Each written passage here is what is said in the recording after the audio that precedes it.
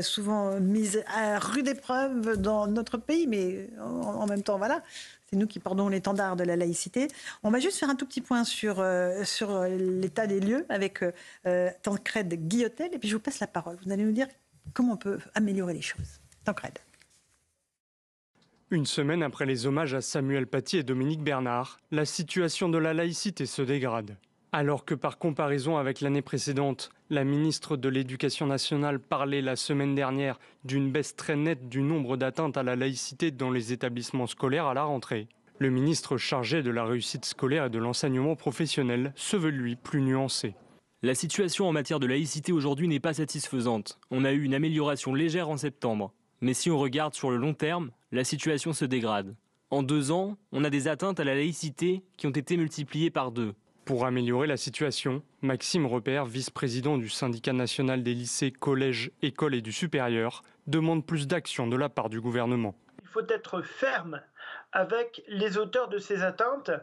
Et puis, je dirais, il faut un soutien indéfectible aux équipes enseignantes, au personnel de l'éducation nationale qui font respecter justement cette loi dans les établissements scolaires. Le ministre Alexandre Portier préconise une fermeté absolue dans la réponse dès lors qu'il y a une atteinte. Désormais, un professeur menacé obtient la protection fonctionnelle dans 100% des cas, une mesure dont ont bénéficié 4000 agents du ministère l'année dernière. Et ce n'est pas rien, Éric Anceau. C'est important, cette protection fonctionnelle. Mais ça ne résoudra pas le problème de fond. On est bien d'accord ? Non. Alors je rebondis peut-être sur la controverse entre la ministre et le ministre délégué. En fait, tous les deux ont raison. Ils font partie du même gouvernement, hein ? Du même gouvernement, mais ils ne sont pas du même bord politique, puisque la ministre est macroniste et le ministre délégué est LR. Alors, ils ont tous les deux raison, mais bien évidemment, ils tirent un petit peu la couverture dans leur sens, puisque, en fait, ce que dit la ministre, Anne Genetet, c'est qu'en fait, il y a une baisse des incidents depuis septembre de l'an dernier, quand on compare les deux. Souvenons-nous quand même qu'en septembre de l'an dernier, il y avait l'affaire de l'abaya. Donc, on était très très haut, il y avait plus de 800 incidents. Alors, une baisse par rapport à ces 800 incidents, bon, voilà. Mais, par contre, je rejoindrais plutôt Alexandre Portier. C'est-à-dire sur le temps long, sur 2 ans, effectivement... Multiplié par 2. Exactement, ça a été multiplié par 2, c'est ça qui est très très inquiétant. On rappellera que le 7 octobre dernier, à Tourcoing, un professeur s'est fait gifler par une élève en pleine classe. Bien sûr, pour avoir demandé... alors, vous parlez de retrait du voile ? Oui, tout à fait, c'est l'affaire du retrait du voile. C'était dans la cour de l'établissement. Oui. Mais c'est vrai que Rachel Kahn, à chaque fois, on s'arc-boute sur le principe de laïcité, parce que c'est évidemment un apanage français. Mais est-ce que c'est le vrai problème de fond ? Non, et pour moi, c'est plus le problème de fond, mais en revanche, ça reste le symbole principal. C'est-à-dire que c'est un symbole de l'histoire, c'est un symbole de nos batailles, de nos combats dans l'histoire, c'est un symbole aussi d'héritage de la République, c'est un symbole aussi, puisque c'est la liberté aussi de croire ou de ne pas croire au-delà de la séparation de l'Église et de l'État, mais ce symbole de liberté qui entraîne aussi la mise en articulation de notre devise d'égalité, de fraternité. Donc effectivement, si la laïcité est harcelée à ces différents points-là, et donc forcément après, ça ouvre la porte à cet entrisme et à cette violence extrême idéologique. Évidemment. C'est plus qu'un symbole, je l'ai mis d'ailleurs en titre, c'est un principe. Il y a 3 grands principes de notre République.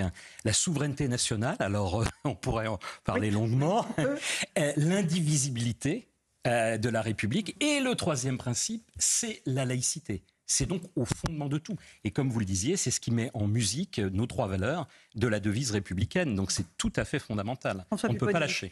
Moi, j'ai été maire de banlieue pendant 20 ans à Sarcelles. Et mon problème, c'est que la laïcité, elle était attaquée tous les jours. Tous les jours, j'avais des réseaux qui testaient la République, qui essayaient d'avancer. Et j'étais seul. Et moi, ce que j'ai toujours reproché, que je n'avais pas un numéro de téléphone que je puisse composer pour appeler quelqu'un. SOS laïcité. Bah oui, là je fais quoi ? Non mais... des places au cimetière, des sorties scolaires avec des mamans voilées, je fais quoi ? Et on laisse les élus locaux seuls.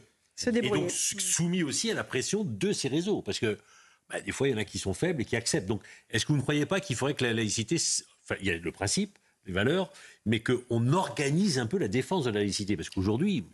Alors, elle a été renforcée, cette laïcité. Je rappelle que la loi du 9 décembre 1905 est une loi plutôt libérale. Hein, c'est Aristide Briand qui l'a portée.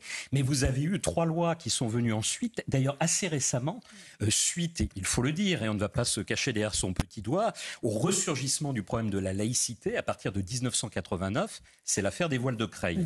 Donc, on a mis 15 ans quand même à la voter, la fameuse loi du 25 mars 2004, hein, sur l'interdiction de porter ostensiblement des voiles dans les établissements scolaires. Donc c'est ça la donne nouvelle en réalité. Oui, mais pas seulement, vous allez voir. L'irruption du voile islamique. Alors il y a ça, mais il y a également la loi Copé de 2010 sur l'interdiction du voilement dans l'espace public. Alors les spécialistes de la laïcité, elle prête à controverse. Hein, certains ne l'incluent pas dans l'appareil laïque. Mais quand même, je suis désolé. Alors bien évidemment, c'est ne pas porter un casque pour ne pas braquer une banque, mais c'est aussi ne pas porter la burqa et le niqab dans nos rues.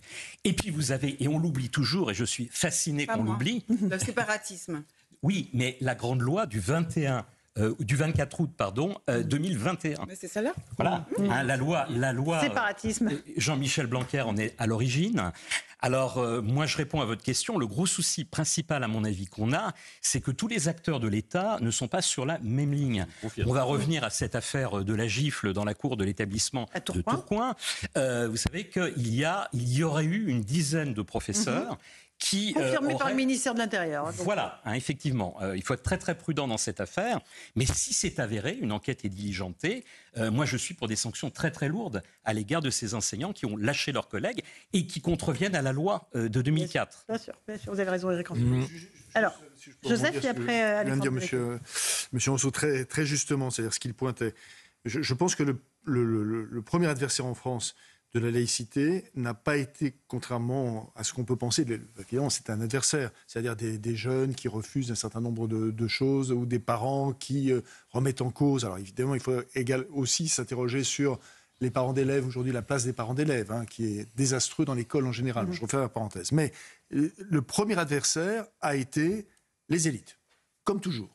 Comme toujours. C'est-à-dire que de 2013 à 2021, on ne peut pas ne pas parler de ce fameux et fumeux observatoire de la laïcité qui a été présidé par M. Jean-Louis Bianco. Okay. C'est un scandale. Très bien. Non, mais, Joseph, il nous reste le temps. Posez la question.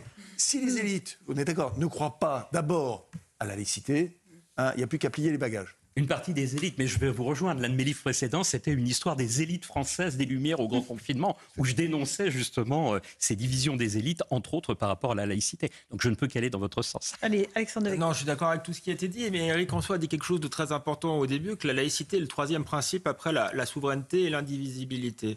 Or, la souveraineté est attaquée, voire n'existe plus. Nous n'avons plus la maîtrise de nos frontières, des flux migratoires. Et conséquence, le pays n'est plus un pays indivisible, c'est un pays fractionné avec des minorités qui prétendent imposer leurs lois au pays. Donc, une fois que ces deux principes-là sont balayés, si vous voulez, le troisième principe, même si toutes les élites, effectivement, le défendaient, je souhaiterais qu'elles le fassent, n'a plus grand sens en réalité. Donc, on parle toujours de la laïcité, mais c'est ce qui vient en trois. Et il faudrait travailler la question de la souveraineté, de la maîtrise des flux migratoires et de l'indivisibilité, c'est-à-dire de l'ordre, de l'autorité de l'État avant. Éric Rançot, la solution magique, elle est où ? Il n'y a pas de solution magique. Je crois qu'un retour du politique, mais un politique actif, est tout à fait fondamental. Alors, moi, je trouve que la loi, je l'ai soutenue d'ailleurs d'août 2021, elle est dans le bon sens. On rappellera quand même qu'elle a été reniée, puisque Blanquer, qui était l'un des porteurs, et Darmanin aussi, hein, et le maire. Alors, je suis très hostile à le maire pour la politique fiscale qu'il a menée. Par contre, indéniablement, il a défendu la laïcité au sein du gouvernement, mais d'autres y étaient hostiles.